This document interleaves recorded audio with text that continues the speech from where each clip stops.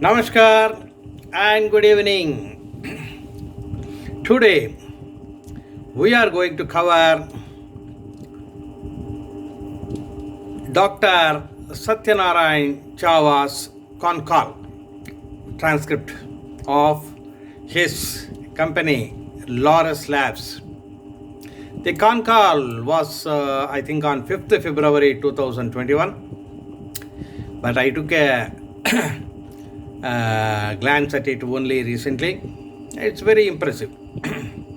Therefore, instead of covering one more company, of course I will definitely cover more companies in the times to come. But I thought a few aspects. I can't cover the whole con call transcript, but I will cover a few aspects of the con call transcript. Okay. Mostly I have taken the information given by Satyanarayan Chava, the promoter. He has recently sold something like 3% of his shareholding, and the purpose was said to be to release the pledge. Okay, if the pledge is released, it is good for the company. The company will have more resources to raise loans, etc., if needed. But releasing pledge by itself is good, but Satyanarayan Chava's holding comes down by 3%. That's somewhat bad. Maybe he may purchase in later times when he gets sufficient profits. Okay, we'll go through the con call. He says, I'll give the details now. First, financial details as given, we have already covered that. Our Q3 revenue stood at 1,288%, a robust growth of 76% year on year, and for the quarter, and 71% for the 9 months ended December. That also year on year. Quarter on quarter, that is for this quarter, 76% year on year, and for the 9 months, 71%. Revenue growth was driven by robust demand for several key products and not driven by COVID-19 related stocking, which means this sort of performance will continue whether COVID is there or not. EBITDA margin was robust at 34%, despite withdrawal of export incentives by the government and high logistics costs during the crisis. Government had withdrawn the export incentive. I think they should have continued, in my opinion. But see, exports are required at this point of time. We should promote exports. The government has withdrawn that export incentives.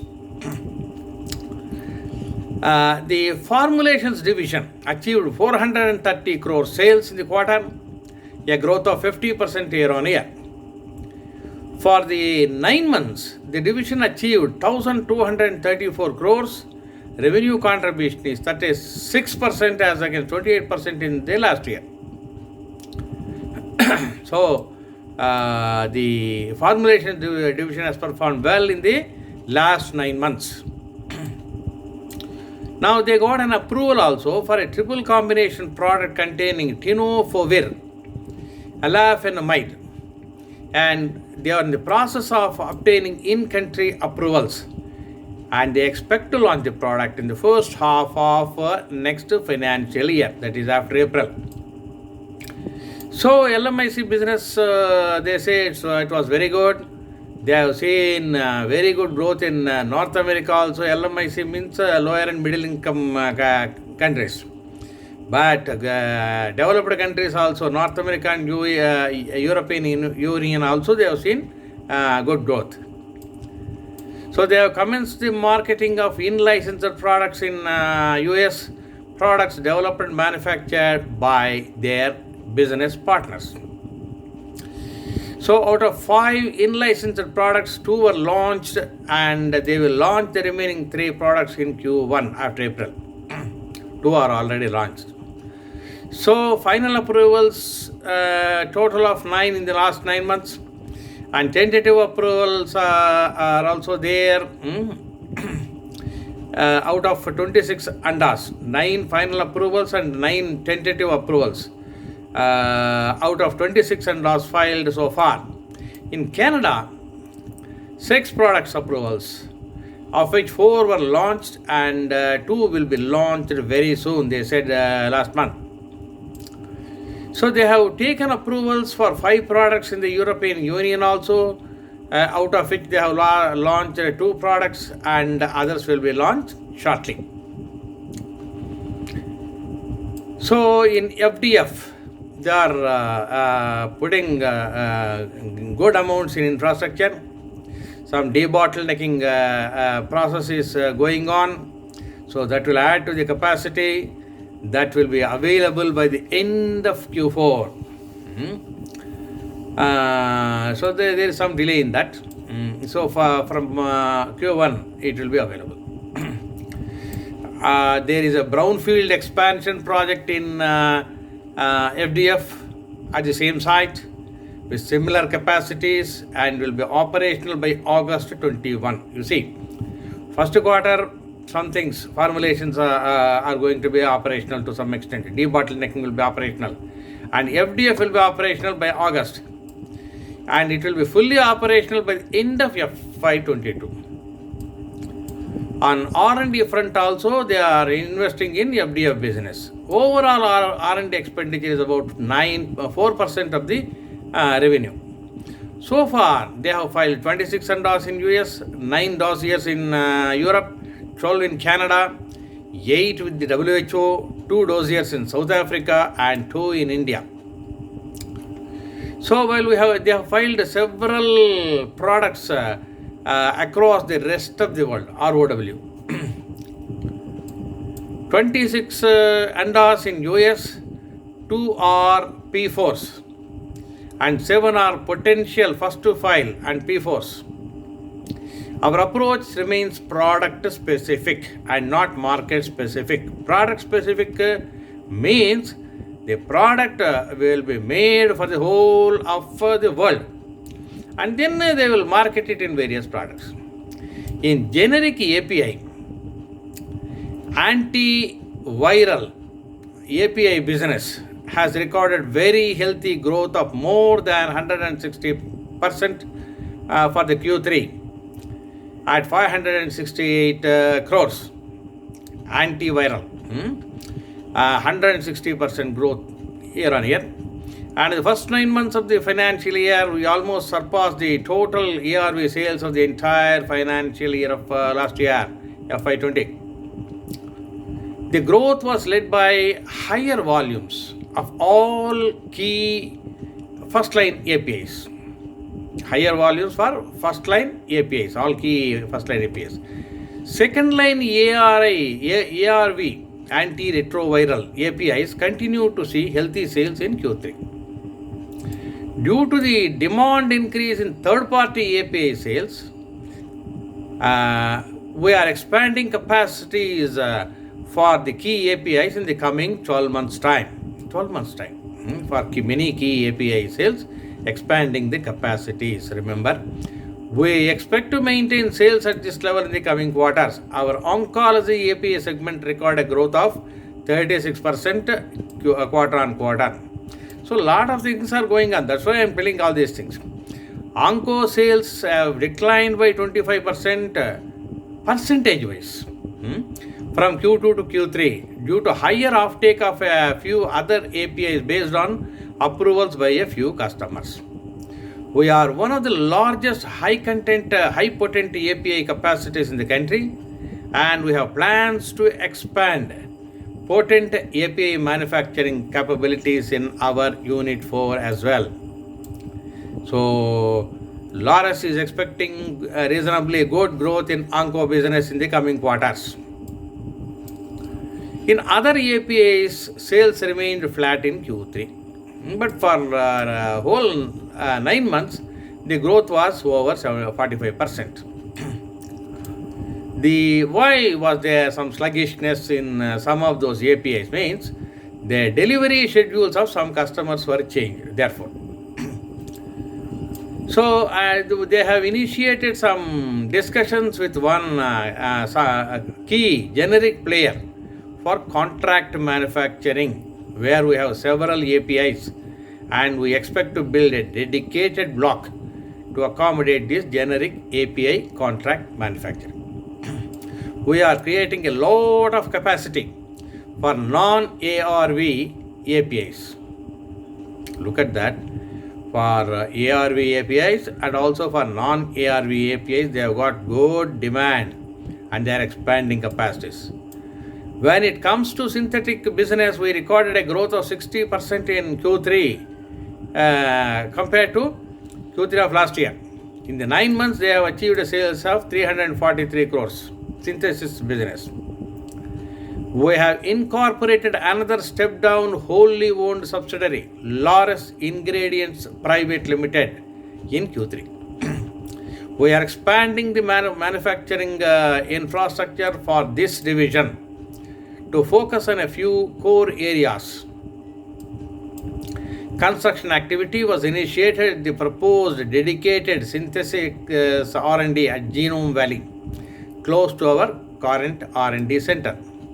A new manufacturing site for this division will also be a greenfield project at Vizag. R&D at Vizag. So that will cater to the manufacturing needs of this division for the next 4 to 5 years. We are acquiring land for this division, and site will have capabilities to handle steroids and hormones, high potent molecules apart from large volume commercial products. So they have acquired majority stake in Richcore and they are renaming it as Lawrence Bio. It is on course to commission a large scale fermentation capability. Now the capability is in thousands, and now they are going to have large scale, something like in lakhs. And we are confident of achieving growth as outlined earlier during the acquisition. At the time of acquisition, they said we are going to expand. And they are also going to acquire further land for further expanding the manufacturing capacities and capabilities of Laurus Bio. Laurus Bio is their major bet for the future. So how much capex was there during the last 9 months of the current financial year? 433 crores. They have invested in backward integration for one of their ARV products, which will be operational by January 21. So that backward integration would have happened in January. They have acquired a land for FDF site in Hyderabad. An additional site also for API and synthesis division. And then Satyanarayana Chava is giving some details about the medicines. So there is a shift in therapy from efavirenz to dolutegravir. So that he says it is coming to their benefit. That I am not going to say many things about that. Many some TLD and TLE sales are there. Only 3 approvals are there for TLE, whereas 9 approvals are there for TLD. But they are taking advantage of TLE more, and they are going to take advantage of TLD in future. Revenue split from LMIC to North America and Europe is LMIC is about 3/4, developed is 1/4 revenue for the advanced countries.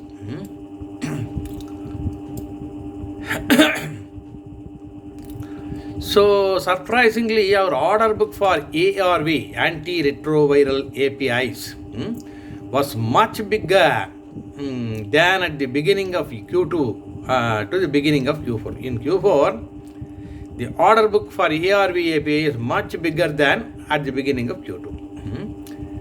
So, which means Q4 also will be very bright.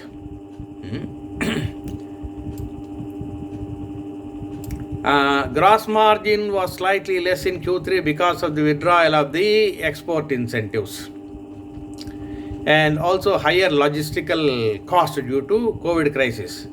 But company will be able to maintain the gross margin levels in future. Operational leverage by increasing asset utilization is clearly visible. EBITDA margins are very good. They also had some high gross margin APIs. We supplied significant volumes of APIs, including our ARV APIs for launch in Europe and US. So that also contributes to higher margins in API. And how is the capacity utilization? He says it is at the optimum level, maybe around 100%, something like that. A new capacity will be available from August onwards. Some debottlenecking is going on. So these are all there. Third party API sale is there. That market also is going on very well. We have done more API sale to third parties in ARVs rather than our formulations division. So we would like to maintain that strategy for some time to come. So like that, Satyanarayan Chava is giving lot of details,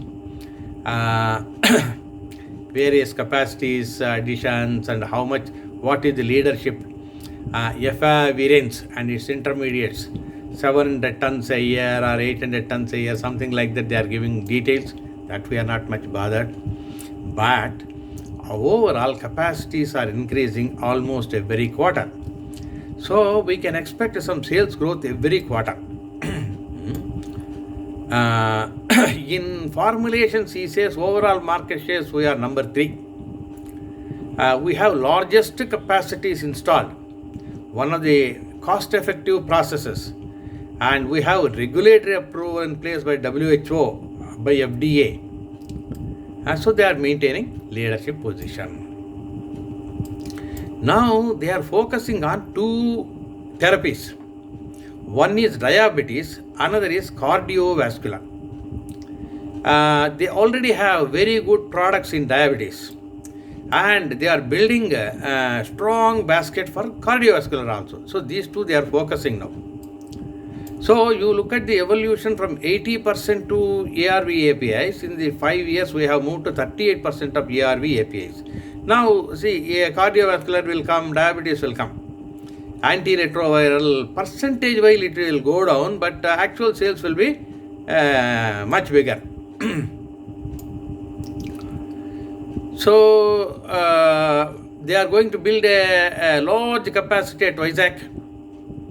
And Hyderabad also, they will have a big expansion for formulations. So all these are proceeding very well. And now he says efavirenz is now contributing to a lot of our sales, but nobody asks questions about efavirenz. 2 years from now, people will not ask about ARV APIs, and maybe another 2 years from then, people will not ask about ARV at all. People will ask what you are doing in Laurus Bio. Remember, Laurus Bio, they are betting big. Capacity buildup is very high there, and it is going to be operational, maybe already operational, or at least by 31st March. So, what will be the growth in Laurus Bio? What are the other therapy areas you are focusing? What kind of delivery dosages you are doing? So, this sort of questions you people will be asking. Satyanarayan Chava is telling other things are there, ARV APIs, other APIs, so many things are there. But 2 years from now, you will not be asking any of those questions. You will be asking about Laurus Bio. Laurus Bio will be a CDMO for recombinant proteins. It could be food, it could be therapeutics. Currently, the expansion going on at Laurus Bio to meet customer demand for recombinant protein-based foods. We are looking at acquiring land further to expand that recombinant protein manufacturing capabilities, not only food but also therapeutics. Like that, he goes on mentioning so many things. I have read the whole thing, but I think I feel confident that Laurus Bio is going to expand very well. Maybe 1 quarter or 2 quarters, some sluggishness we might see. But overall, Laurus Bio is going to go up like this in future. So now it is 300 something like that. 2 years from now it may be around 1000 also if everything goes well. Let us keep faith on Satyanarayan Chava. He is doing something and he is not taking much loans also. To be very frank, not much loans.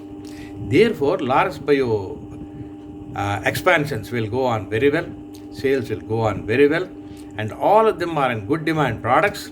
Therefore, great future awaits the investors of Laurus Bio if all these expansions succeed. You know that one question mark is always there. I've seen earlier some people try to expand too much. People will fail. But here it is quite easy to expand and succeed. In pharma, expansions can be done rather easily. So here success can come easily. Let us hope. Let us wait for that success. All investors in large. Now recently price fall is there. That is because Satyanarayan Chava is selling in the market. So whenever there are huge sales, there will be a fall in the market price. But he is using it for releasing the pledge. So it's okay. Hopefully he will purchase again. And if next results are good, you all can also purchase again. Bright future seems to be there. Thank you.